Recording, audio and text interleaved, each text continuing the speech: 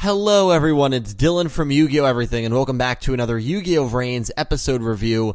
It truly is the end of an era. Yugioh VRains episode 46, the first season, I guess we can call it, has officially come to a conclusion, and it really is the end of an era. We are now without I has departed us. We are without Revolver / Ryoken, who has, fled on a boat away, swearing that he will get vengeance on the Ignis and he will fulfill his destiny at some point in the future, but for now, he is gone. So, really, the end of the first season. What did I think entirely about the first season? I enjoyed it. I thought it was a solid season, but to be honest, I have kind of been maybe a little predictable. Maybe the first season was a bit predictable, and I've been kind of waiting for season 2 because I feel that there is still a lot more to get from this universe. I want more real-life interactions in the second season, but I don't want to go on to a tangent about what the first season did well or what I want to see in the second season. Maybe I'll save that for a different video.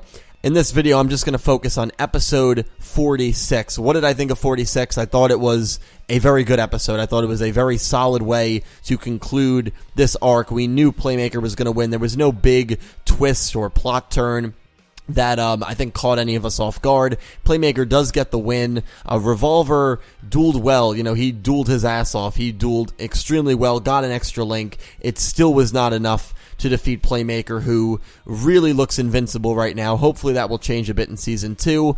The whole ending of this episode and the whole ending of this arc really had a somber feel to it. I mean, you did have everyone get revived towards the end. We saw Aoi, we saw Akira, we saw Go, we saw Emma, and all of them smiled and were happy that the job got done. But the person that maybe smiled a little bit towards the end but was still waning a little bit was Yusaku, was Playmaker. Kusanagi offered to drive him home after he defeats Revolver, and I think it was very interesting in this duel because Yusaku said the only one that could have saved him when he was younger was Revolver, and now he feels that he's the only one that can save Revolver. And the connection between those two was really well done. I caught it in my live reaction. I rewatched the episode, and throughout this duel, there were a lot of small signs that Revolver almost wanted Playmaker to defeat him or Playmaker to duel really well. He said, bring it, Playmaker. You would never hear that from, an antagonist. You'd never hear Bakura say that to Yugi, or you'd never hear Marek say it to Yugi. Those are villains. And that, I think, is what differentiates Revolver from a rival and a villain. He is a rival. He's not a villain. And I know he was kind of the villain and the main antagonist of this arc, and looking back on it, that's what people will say, and probably rightfully say, but I still view him as a rival, because a villain does not do things like that. He yelled at Yusaku to use a trap card because he knew it was going to happen. He told Yusaku to bring the attacks on, and Yusaku does end up getting the better of Revolver and defeating Revolver. So again, I really just like the connection between both of them. And Playmaker, going back to my original point with that, Playmaker says he has no friends. He has no friends. Not that he didn't have any friends. So clearly, this whole experience hasn't really changed that. He still doesn't consider I a friend, even though I considers him a friend. He doesn't consider anyone he's met on this, so far pretty quick journey, like Blue Angel, like Go, like Emma, friends. He doesn't consider Revolver a friend, rightfully so.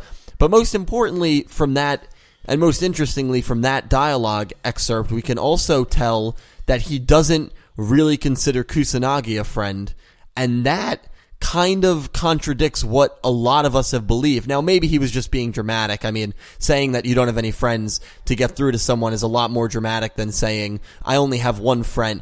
So he might still deep down view Kusanagi as a friend, but very interesting that on the surface, he still doesn't really trust anyone fully, I guess you can say. And we still don't know how Kusanagi and Yusaku met. And hopefully we learn a lot more, especially about Kusanagi in Season 2, because Jin, who I think we all thought would have some kind of role in this arc, has had no role at all. Well, he's been mentioned here and there, as a main motivator for Playmaker and Kusanagi for what they're doing. We haven't seen him. We haven't, heard anything about him other than that he was, a kid in this incident. So, surprising he did not have a role bigger in this arc, but that's something that'll just to keep an eye on. And I guess Playmaker does really view Kusanagi as a very trustworthy ally. I guess that's the best way to put it, right? He doesn't, but then again, I don't know. I still think that he does view Kusanagi as a friend. Maybe I'm just overanalyzing that line, but I found that line to be very, very interesting. What does it mean? It probably doesn't really mean anything, but it just shows how scarred of a character Yusaku still is from this incident.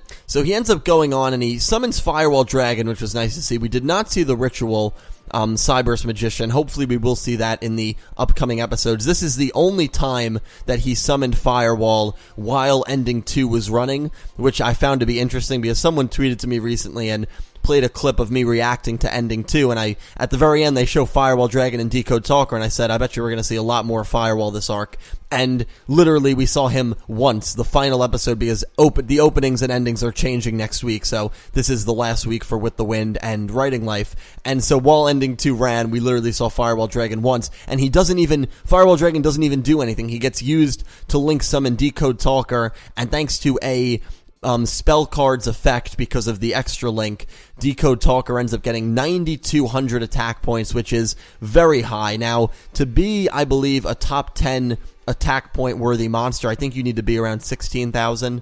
I actually think my video is a little inaccurate because I did a video, the top 10 strongest monsters based on attack, and I missed, as people pointed out, 2 monsters. I missed one in Pyramid of Light, but I also missed one in Yu-Gi-Oh! Zexal, so I think you need to have, like, about 20,000 attack points to reach that list. So while 9,200 is a great amount, it's not top 10 worthy in all of Yu-Gi-Oh!, but still nothing to really shudder at. Huge amount. And Playmaker, thanks to that, doesn't destroy Revolver's field. He tried to use the Mirror Force combo, didn't work. Just destroys one of Revolver's monsters, but it's enough to wipe him out, get him down to 0 life points. Revolver says, I'm going to be back. The Ignis, I'm going to fulfill my destiny in terms of destroying the Ignis, and he leaves. He quickly logs out of VRains. Then we see him in the real world on a boat, fleeing his house. So I guess he just leaves Yusaku and Kusanagi in his house. Obviously, they're not going to do anything. I mean, they're not like, they're not thieves. They're not going to just steal from his house, and I guess he probably knows that. So he leaves to probably clear his head and plan his next course of action. He has lost his father.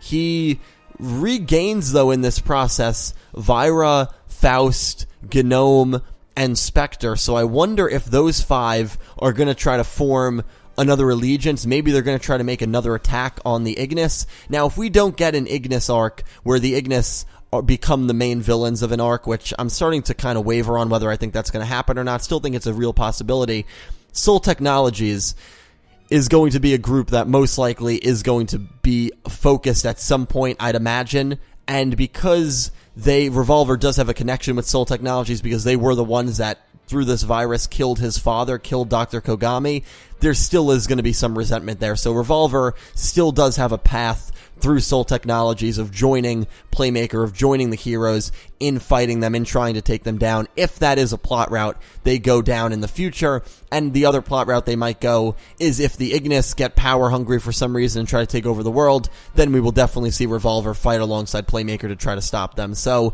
that is, again, a lot of things to keep an eye on. Also now, what is going to happen to Spectre and the 3 lieutenants, Gnome, Faust, and Vira? If Revolver disappears and the Knights disappear, are they just going to return to their normal day jobs? We know Vira is a nurse. We know Vira was Aui's nurse when she was in a coma. So that'll be interesting to see. There's just a lot of different things that can happen going forward.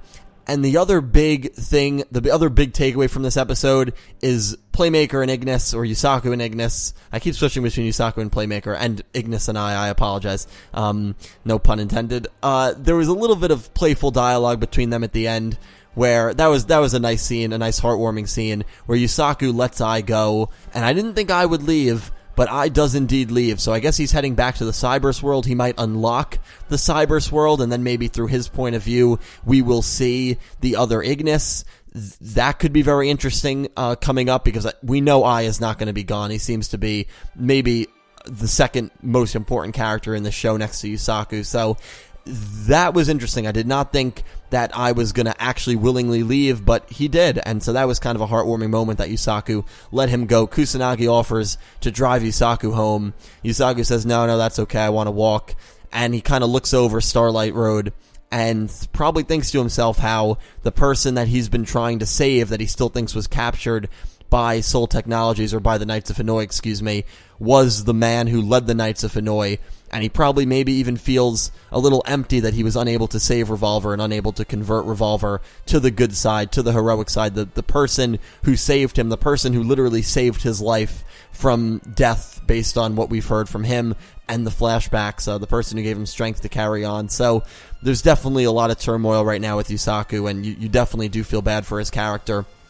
Based on the preview, it looks like Aoi is going to confront Yusaku. Who knows about what? It looks like she gets shy when Yusaku makes eye contact with her. So that'll be interesting to see. Again, we just want more real-life interaction. I think everyone who's watching this show wants more real-life interaction. Less of the VRains, more in the real world. So that'll be cool to see. Go and a few others, led by Hayami, march into Akira's office. So I guess Akira is either doing his own thing or working for Soul Tech again. I really hope he's not working for Soul Tech again, but that could be a real possibility. Actually, I think he was working with Soul Tech when he left, right? I think he was like the person under Kitamura, so scratch that. It's been like 20, 30 episodes, it's been a while, but I actually think he still is employed with Soul Tech, so that'll be interesting to see his role. He could honestly be there as someone who's trying to find data and trying to figure out what Soul Tech are actually up to, so that could be interesting.